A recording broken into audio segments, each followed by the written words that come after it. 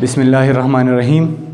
زما نوم خلیل الرحمن دی او څنګه چې تاسو انټروډکټري ویډیوز کې کتلیو چې ما خپل انټروډکشن کړی خو یو ځل بیا ستاسو دپاره چې ما د نیشنل یونیورسټي اف ماډرن لینګویجز اسلام آباد نه ماسټر ان انګلیش کړی دی او تاسو ته به چې دی زه د هاوس اف ویزډم پلیټفارم د طرفه انګلیش کې چې دی لیکچرز اخلم او انګلیش باندې د انګلیش امپورټنس د انګلیش کم یوزیج چې دی په هغې باندې به زه تاسو ته چې دی خبرې کوم. نو فرسټ اف آل زه به د انګلیش په امپورټنس باندې تاسو ته یو څو خبرې وکړم چې انګلیش موږ زده کوو ولې یا موږ انګلیش وایو ولې.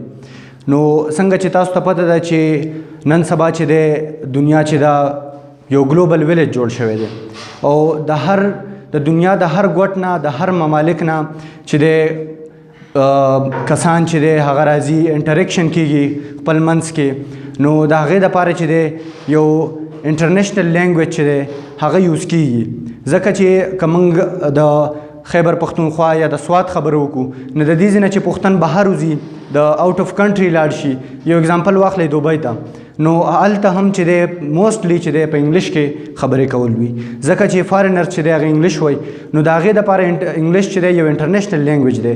نو زموږ دپاره چې دی انګلیش سپیکینګ او خپل کم د انګلیش یوزیج چې دی دا ډېر زیات امپورټنټ دی چې خپل فیلینګز چې دی ایکسپریس کړو خپل چې دی آیډیاز چې دی هغه شیر کړو د نورو سره او کم کنورسیشن چې دی هغه وشي د نورو سره د آوټ سایډ ورډ چې کوم خلک دی د هغوی سره موږ کنورسیشن وشي نو د هغې دپاره چې دی انګلیش ډېر زیات ضروري دی. نو موږ به دې لیکچر کې په ننني لیکچر کې به موږ چې دی سټارټ اخلو د انیشیل سټیج نه چې هاو ډو وی سپیک. ما دلته یو کوېسچن په دې بورډ لیکلی دی تاسو ټولې وینئ چې هاو ډو وی سپیک موږ خبرې څنګه کوو. زه چې اوس دا تاسو ته لګیا یم خبرې کومه دا څنګه زه په څه جوړ باندې دا خبرې کوم صحیح ده. دا خبرې چې دی د الفاظو کمبینیشن زما د خولې نه راوځي دا کمبینیشن چې د الفاظو جوړیږي دا یو مینینګ فول دی تاسو چې دی ټول په دې باندې پوهیږئ. دا د سنټینس په شکل کې چې دی زما د خولې نه د الفاظ راوځي نو د ټولو نه اول چې دی موږ د سنټینس په شکل کې چې دی موږ خبرې کوو. اوس موږ او تاسو ټولو له پکار ده د ماشوم نه واله د لویو پورې چې دا سنټینس دی دا سنټینس د څه نه جوړ دی. نو د دې دپاره موږ له د ټولو نه اولنی انیشیل سټیج موږ چې دا سنټینس د څه نه جوړیږي هغه دی د انګلیش الفابیټس د انګلیش لیټرز یا د انګلیش الفابیټس. تاسو د نورو ویډیوز کې هم لیکچر چې دی کم شوي دي هغې کې هم تاسو اورېدلی دي چې د انګلیش چې دی یو کامن دغه دی چې د انګلیش لیټرز چې دی دا 26 دي. نو د انګلیش د 26 لیټرز ته کم چې ورته الفابیټس ویلی کېږي د 26 لیټرز ته چې دی په شریکه باندې دې ته الفابیټ هم ویلی کېږي د 26 لیټرز ته په شریکه باندې الفابیټ ویلی کېږي. نو موږ دا ویلی شو چې دیر آر 26 لیټرز ان انګلیش الفابیټ د انګلیش په الفابیټ کې چې دی 26 لیټرز دي صحیح ده. نو هغه لیټرز کم یو دي او هغه الفابیټ کم یو دي هغه چې دی A B C او تر زیډه پورې ما دلته ټوټل نه دی لیکلی خو A B C تر زیډه پورې چې دی دا څه دي د انګلیش لیټرز دي. په هغې کې بیا دوه قسمه لیټرز دي یو سمال دي او یو کیپیټل دی.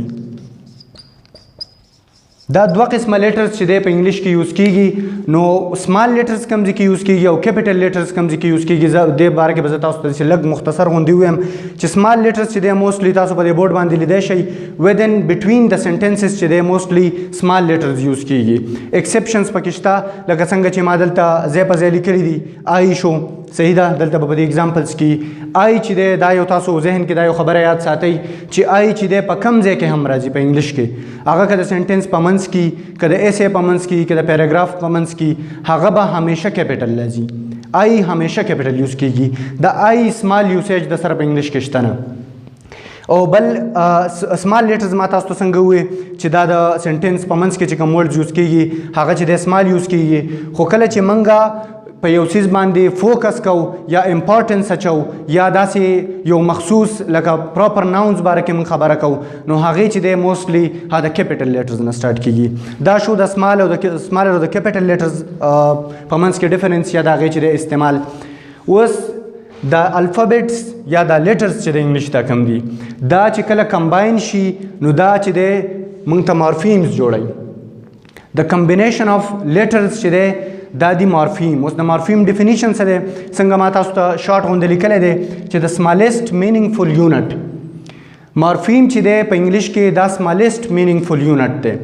تاسو اگزامپل لیدای شئ. اگزامپل مې ورکړی دی چې پن یا پنس. دا چې دی په دې کې په دې پن او پنس کې چې دی دوه مارفیمز یوز شوي دي. یو دی پن کم چې دی یو قسمه نوکیلی څیز ته ویل کېږي. صحیح ده؟ پن دې ته وایي. او اس چې دی په دې کې پلورلیټي شو کوي. پلورلیټي. نو په دې ورډ کې چې دی دوه مارفیم چې دی هغه یوز شوي دي. دویم اگزامپل دی ګلاس یا ګلاسز. نو دا ګلاسز چې دی ما په دې ځای کې ون ورډ یوز کړی دی خو په دې کې مارفیم دوه دي.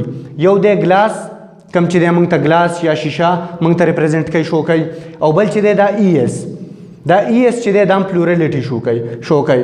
نو په دې ځای کې چې دی دا چې دی دا بل مارفیم دی ځکه چې د دې موږ ته مینینګ شته. په دې ګلاس سره د دې پارټیج کېدو باندې موږ ته یو بل مینینګ ذهن ته راځي. سنګل ګلاس چې دی هغه جدا دی او ګلاسز چې دی ډېر ګلاسونه هغه جدا دي. نو د دې خپل یو مینینګ دی. دغسې مارفیم چې دی د نور پرپزز دپاره هم یوز کېدی شي لکه په ټینسز کې چې دی آی ان جي شو، ای ډي شو، پاست ټینس چې موږ ته کله شو کوي، کنټینیوس ټینس چې موږ ته کله شو کوي. دا یو خپل مینینګ شو کوي. نو په هغې کې هم موږ په ورډز کې مختلف لکه د ورب سره یوز کېدی شي. نو ورب کې چې دی یو مارفیم هغه یو ورسره آی ان جي. یو چې دی پریزنټ ټینس یوز شوی د ورب بل ورسره ای ډي پاست ټینس موږ ته ریپرزینټ کوي. نو په هغې کې چې دی دوه مختلف مارفیمز چې دی یوز کېدی شي. دغسې بیا د مارفیمز کمبینیشنز چې کله موږ مارفیمز کمباین شي نو هغه موږ ته څه جوړوي؟ ورډز جوړوي. صحیح ده؟ ورډز چې دی په هغې کې چې دی مختلف ورډز دي لکه دا هاو شو، ډو شو، صحیح ده، مارفیم شو، گروپ شو، دا مختلف ورډز دي. صحیح ده؟ دا کمبینیشن آف مارفیم دی. ورډز د کمبینیشن آف مارفیمي. بیا کله چې ورډز راغونډ شي هغه چې دی دوه قسمه څیزونه بیسیک جوړوي. یو وي سم هاو چې دی مینینګفل وي، یو وي بالکل چې د هغې څه مینینګ نه وي. صحیح ده؟ په هغې کې دی فریزز او کلازز. فریزز تاسو ډیفینیشن ته وګورئ د هغې نه به تاسو ته اندازه وشي. ګروپ آف ورډز دا د کمبینیشن آف ورډز دی. څنګه چې ما تاسو ته وویل مارفیم ورډز جوړ کړي او ورډز چې دی فریز جوړ کړي. خو په دې کې خو څه دی چې کین ناټ کنوے ا کمپلیټ آیډیا. دا یو کمپلیټ آیډیا نشي کنوے کولی. لکه زموږ لیسنر ته یا هیرر ته چې دی دا پوره آیډیا نشي کنوے کولی. د دې به اگزامپل زه تاسو ته لاندې در کوم. په دې کې دریم امپورټنټ پوینټ څه دی؟ ټیپیکلی پارټ آف ا کلاز اور ا سینټنس. دا فریز به د څه پارټي؟ فریز به هله مینینګ نه ورکوي کله چې دا د یو څیز پارټ وي. دا چې په پارټ کې وي نو دا به د څه پارټ وي؟ حصه به وي. دا به د سینټنس یا د کلاز حصه وي. کله چې د سینټنس یا د کلاز حصه وي نو دا به چې دی بالکل پوره مینینګ نه ورکوي. اوس اگزامپل ته تاسو وګورئ. تاسو په دې کې بل امپورټنټ پوینټ دا دی ډزنټ کنټین ا سبجیکټ ان ا ورب. کله چې سبجیکټ او ورب دا یو ډیره کلیر خبره ده چې کله سبجیکټ او ورب چې دی په یو فریز کې یا په دغه کې را نغلل نو مطلب دا چې د دې به پوره مینینګ نه وي. کله چې سبجیکټ او ورب چې دی یو ځای په کمبینیشن کې راشي په یو سنټنس کې نو هغه مینینګ ورکوي. نو دا ځکه مینینګ نه ورکوي چې په دې کې د دې کمی دی. د سبجیکټ او د ورب لیک دا پکې لیکینګ کوي. صحیح ده؟ اگزامپل ته وګورئ. اگزامپل دی مای کزن اسلم ایټس د کیک. زما کزن اسلم چې دی هغه کیک خوري. صحیح ده؟ پریزنټ فارم دی، پریزنټ ټینس دی. په دې کې دا پوره سنټنس دی د دې یو مینینګ شته. خو څنګه چې ما تاسو ته انډرلاین کړی دی امپورټنټ پکې څه دی؟ دا انډرلاین چې مای کزن اسلم.